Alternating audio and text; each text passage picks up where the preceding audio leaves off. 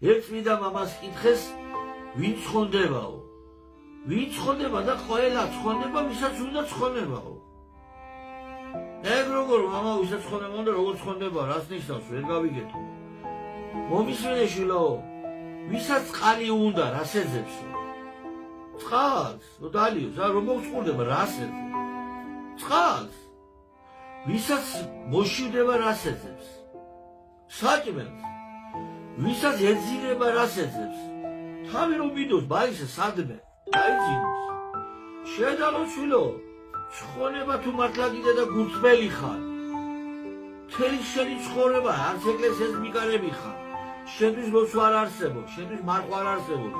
საეკლესიო კანონებს უგულებელს ხო მთელი შენი ცხოვრება და სული მას იძახია, ამცალია სამცალი ათასისაგვებაქო. და ასე შემდგომ. გეზარება ზოგჯერ დილით ადგომა და წირვაზე მისვლა, ახსარება შენთვის არ არის, იერმა შენთვის არ არის.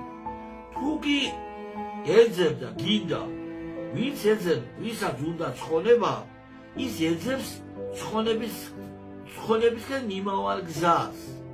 და ვინც ეძებს, როგორ გვეუბნება უპალი, ვინც ეძებს, ის პოულობს კიდეც. ამიტომ რა გველოდება სული როცა დატოვებს ხორცს?